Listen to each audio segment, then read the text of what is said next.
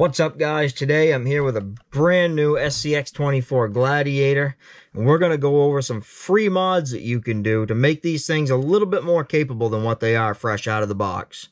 Let's get into it.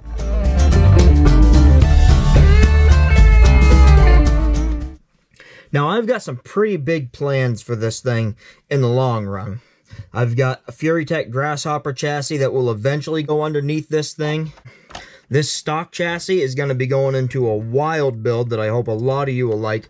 Once we get there, that's probably another couple months away at this point. But for now, what we're going to do with this Gladiator is we're going to go through week by week, and we're going to start doing some videos off schedule. Now, I plan to keep releasing videos at least every other Sunday. I'm going to try to get back into the every Sunday thing that I was originally shooting for. But every Wednesday, you're going to see another video with this Gladiator, getting another mod, testing it out to show you how you can improve this thing. And to start things off for this week, we're going to do some things that don't cost anything and see how much better we can make this thing. So now the first thing we need to do is set our baselines. Now I'm going to try to do these tests as objectively and as scientifically as possible. So I've come up with a few specifications that we're going to track as we modify this thing. Primarily, we're going to track our weight and weight bias. Now, fresh out of the box, these things weigh right around 267 grams with a 55% rear bias. Quite frankly, that's pretty bad, but it's understandable considering all this hard plastic you've got back here around the whole overlanding setup with that faux rooftop tent and all of that, as well as with the longer wheelbase, the longer body. You've got a lot of mass towards the rear of the chassis. We're going to see what we can do to try to balance that and push that bias a little more towards the front. Now, our left-right bias actually isn't that bad. We're right at 51% left side, 49% right side. That's not horrible. That's right in the pocket of what I try to shoot for with any of my builds. The closer to 50-50, the better. But as long as you're right around 51, you're doing all right. Now, I've also made up a quick and dirty RTI ramp. Took me literally like 10 minutes out in the garage with some furring strip that I had left over from building the workbench here. It's marked out every inch, and that's measured height-wise, not length-wise. So if a rig makes it to 3 inches, it has 3 inches of flex underneath the tire. Typically how you're going to measure flex on something like this anyways, and this will go up to 7 3/4 at the very tip of it. So highly unlikely we're ever going to get that much flex out of an SCX24, so that'll do us good for now. Now, I put the time into designing a really nice one in CAD. Went to slice it up to 3D print it, found out that it was going to take literally almost an entire 1,000-gram bottle of resin to print the damn thing, and I'd have to print it in 2 pieces, and it was going to be like a 12-hour print for each print. And I don't have that kind of time. I don't want to waste that amount of resin. I mean, that's literally like $30 worth of resin just to print an RTI ramp when scrap wood that is just sitting around doing nothing.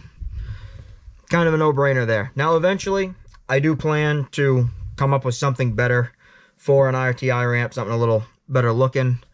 For now, this will do. And so the other metric we're going to test this on, I have 5 different lines set up on my indoor course. Most of them are actually fairly challenging, but as we modify this thing, 3 out of the 5 should get very easy, and the other 2 will most likely stay pretty challenging, if not impossible. The way we're going to score that is either a pass or a fail. The truck will get 5 attempts to make the line. If it cannot make the line within those 5 attempts, it is a fail. Now, there'll be a cone where the line starts and a cone where the line ends, and we'll go over what those lines are when we get out there. Now, if it passes within those 5 attempts, it will get a P rating based on how many attempts it took. So if it took all 5 attempts, it'll get a P5. If it only took 1, it'll get a P1. P1 is what we're shooting for. We'll consider that a perfect score. So we've already got our weights and everything all set up. We'll go ahead and pull it up on the RTI ramp, and now that will be a running test. That will be how far it can drive up onto the ramp under its own power before pulling a tire off the ground. So it will be a true test of flex. It won't be forced flex. Then we'll get out onto the indoor course. I'll probably gloss over some of that pretty quick as far as the baseline stuff goes. I may fast forward through those parts in the video just for the sake of keeping this video as short as possible. And as the new videos come out, we won't be going back and reviewing those videos. We'll just be going over what the previous metrics were compared to whatever mod we just made. So with that in mind, let's go ahead and get on with the rest of the baseline test. All right, now hopefully you can see the ramp good enough. It's all just pencil marks, but we've got our long lines numbered for our solid inches. And then we've got half, quarter, and 3/4. So let's see how she does.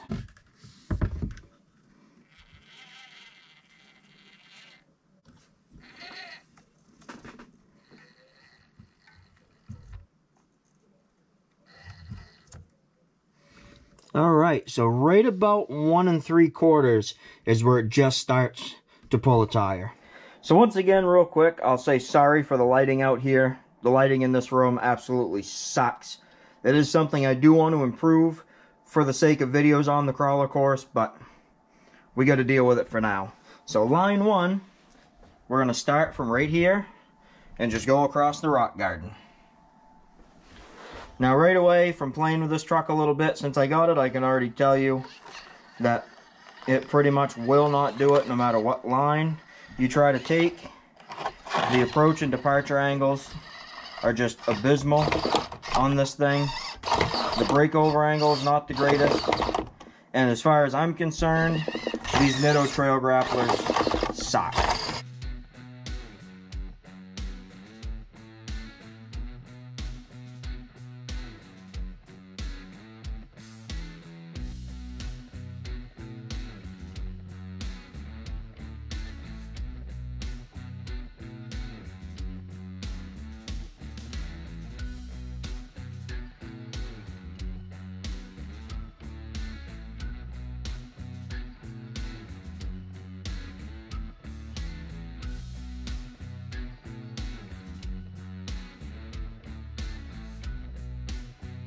Alright, so we have no choice but to call line 1 a fail.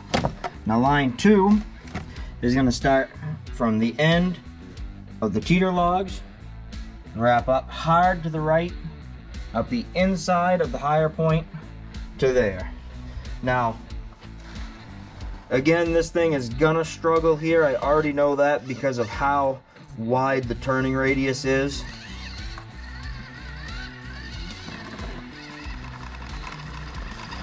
And again, these tires are, in my opinion, one of the worst tires available in the 1-inch size.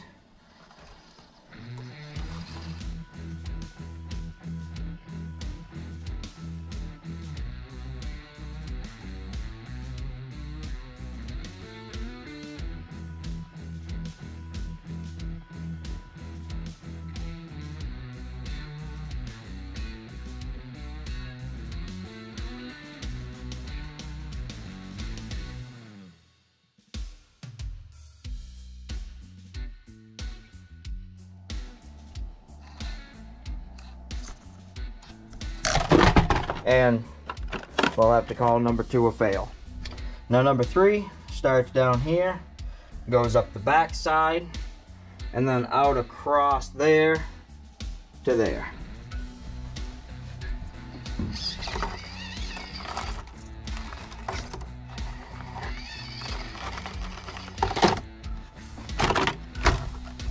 Again, already that high center of gravity just absolutely killing any chance that this thing has.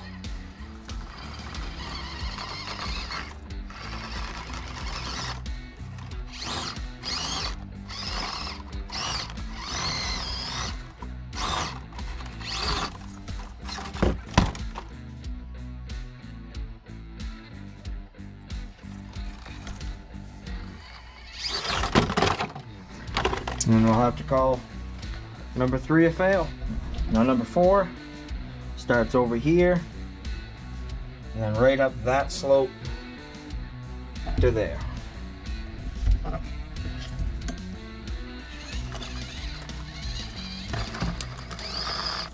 Now I will say, keep in mind, this line here is one of the hardest on this course. And there's attempt number 1. And even my most capable rig has a hard time with it, and you've got to get the line just right.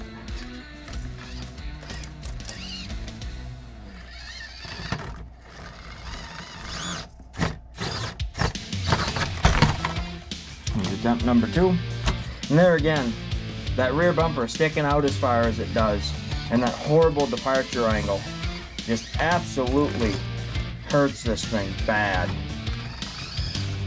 You can see we're getting hung up right there, and it just can't power past it.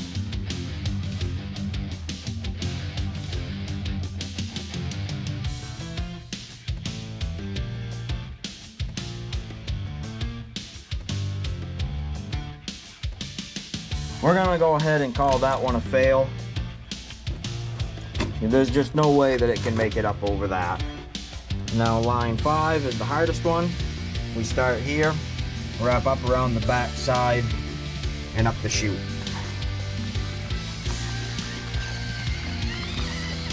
One of the most difficult, if not the most difficult, doable line on this course.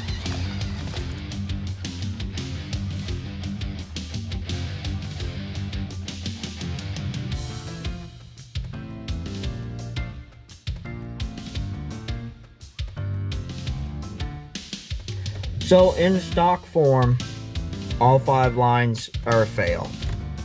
I've played around with this thing some on the indoor course already, so pretty much knew that was going to be the case. There's just so many weak links that this thing has.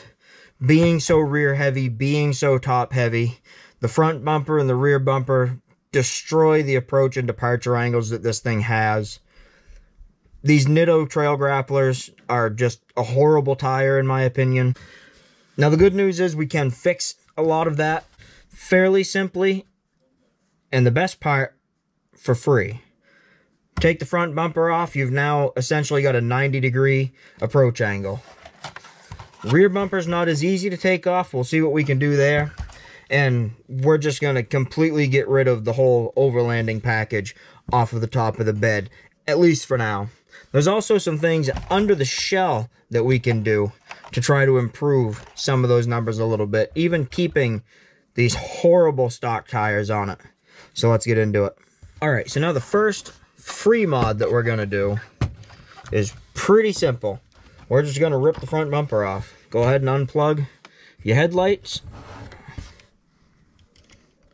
And then you've just got one screw on each side,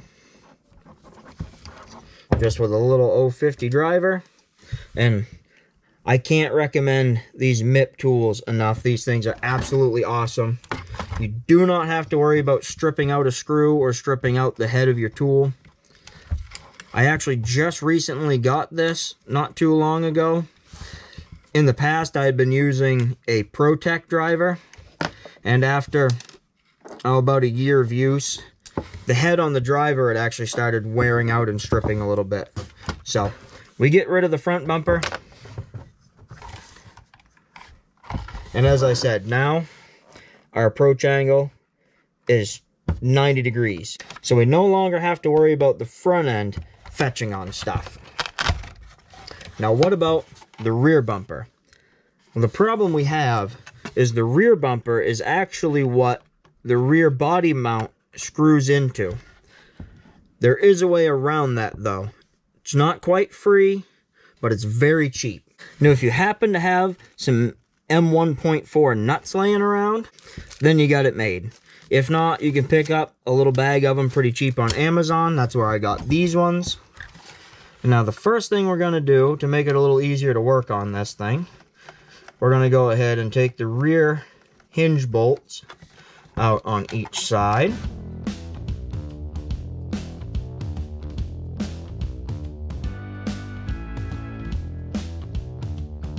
And then you've just got 4 screws that go into that rear bumper and hold that rear body mount on.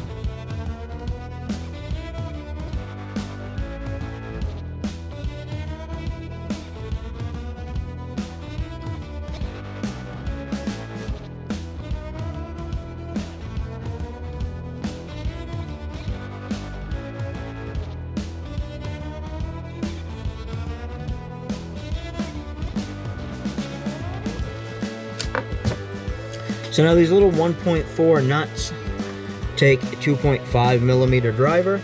I got this one from RC 4-wheel drive, obviously.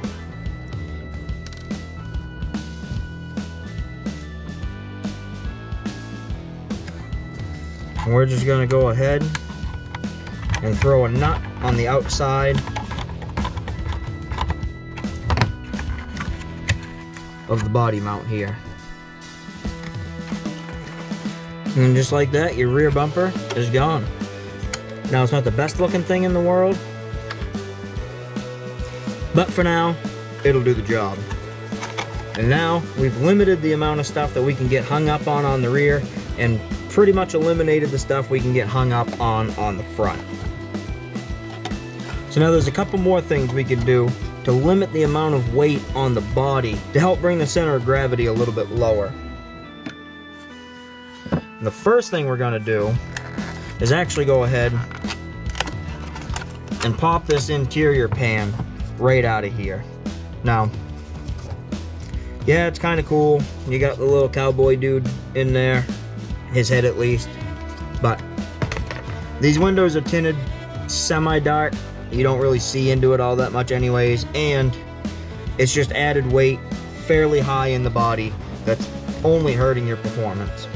The next thing we're going to do, we've got 4 screws in the bottom of the bed floor here that hold the cage in. We're going to go ahead and pop all 4 of those out. Now the cage does slot into the cab at the front, so you're going to have a couple of holes there on each side left once you take the cage off. But at this point, we're not going for style mods just yet. We're just trying to do some free stuff to get this thing to perform a little better. So now we can go ahead and throw our hinge bolts back in for the body. Alright, so we've already shed some weight, we've improved our approach and departure angles, but for right now, what can we do to get a little better flex out of this thing? Now, because of the way suspension geometry works, primarily with your shocks are going to have more effective travel if they're mounted at an angle versus straight up and down. When your shocks are straight up and down, let's say they have 10 millimeters of travel, just for a number. When they're straight up and down, they're only going to have that 10 millimeters of travel. However, as you angle those shocks forward, or in the case of the front axle, rearward, you're actually increasing the effective amount of flex of your shocks. Now, with how short these stock shocks are, and the limited number of possibilities on the frame, there's really only so much we can do to lay them down. But for our rears, we're going to go ahead and take the back pair of screws out of our battery tray.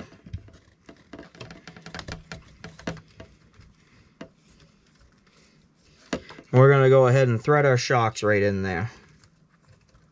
And now, as a comparison, hopefully you'll be able to see. Now, with these short stock shocks, it's very minute. You probably can't really see it at all in the camera. But the driver's side rear tire is now hanging a little bit lower than the passenger side. And of course, the longer your shocks are and the further ahead that you're able to move them, the more you notice the effect. Now, on the fronts, we actually have the reach off the shocks to be able to go to the rear mounting hole for our ESC tray and really lay those shocks back. We'll see what that does for us. So now I just want to show you something. So if you go back that far, you're going to lose some droop, but you're going to gain a whole lot of bump. Now, this is where suspension tuning can really get interesting. Depending on what you're running for a tire size and how you're setting up your rig, maybe you don't want as much droop and you do want more bump. If that's the case, that's a good option for you for your shock mounts. Otherwise, you can go right into the front hole and you're going to gain some droop, but you are going to lose some bump. So there's trade-offs either way. And now if you wanted to, you could take and drill out some extra holes in your frame rails and use some M1.4 nuts and really play around with your shock mounting options.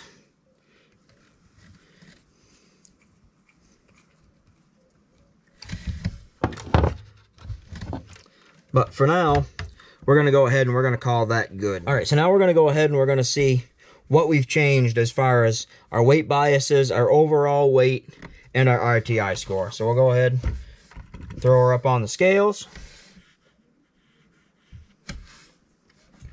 Now we've cut our overall weight from 267 grams down to 224. We've actually evened out our left-right bias to pretty dead on 50%. Our right side is only about 2.2 grams heavier than the left side. And our front-rear bias has made a drastic improvement. We're now at a 50-50 with a 1.4 gram front weight bias. And even though it's hard to measure it, we already know our center of gravity is going to be quite a bit lower, taking away a lot of that weight up high. So let's go ahead and see if we've improved our RTI score at all. Now, 100% stock, we were at 1.75 inches.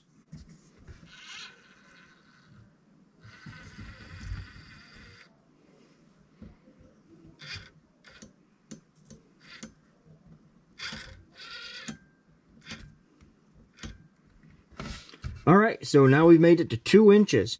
So just by moving the tops of those shocks towards each other a little bit and giving them a little bit of angle, we've gained 1/4 of an inch of flex. Now that doesn't seem like a lot, but every little gain helps, especially when you can make gains for free. And keep in mind, we gained 1/4 of an inch of flex simply by moving the shock locations, essentially 1 bolt hole forward on these bone stock tiny little shocks. All right, let's go ahead and test out our free mods and see if they helped us at all. Start right out with line 1 here.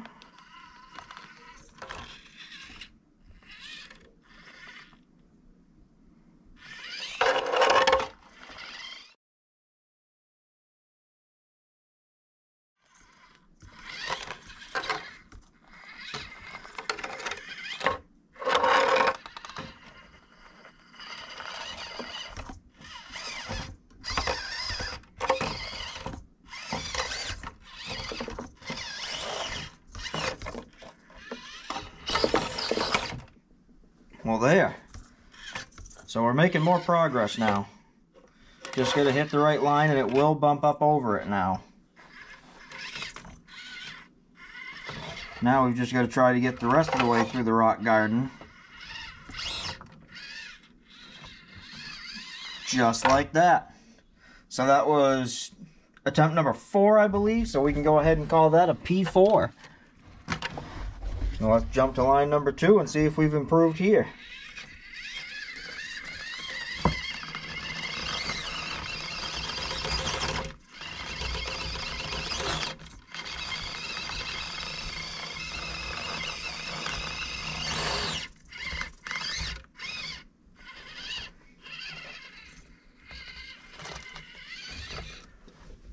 Now I'm hoping taking the rear cage off lowered the center of gravity just enough that we can actually finish line 2. I'm gonna have to, well, not on the first attempt at least. Oh, we're very close. And it looks like our free mods were enough to take line 2 from a fail all the way to a P2. let's try out line 3.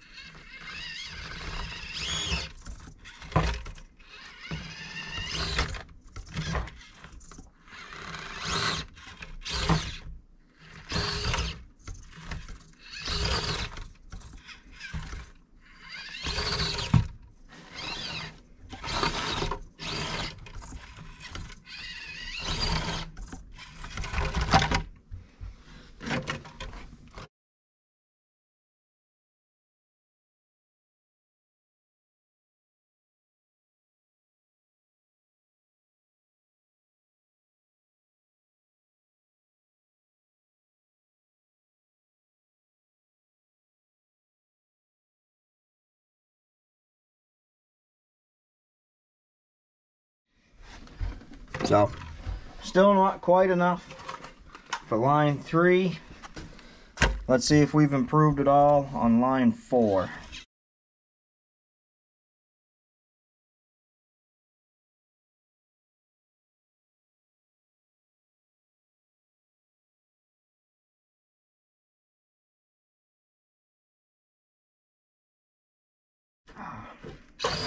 Still the same problem as before. Oh, maybe not quite to the same extent though. We can now at least get the rear of the body over that hump, but just can't really go anywhere beyond that.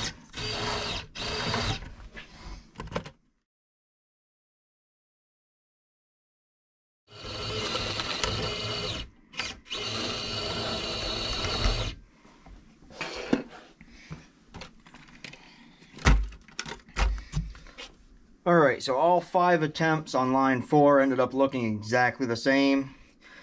Departure angle increase helped a little bit with getting over that initial hump, but it still just couldn't go any farther than that. So we'll go ahead and give line 5 a shot.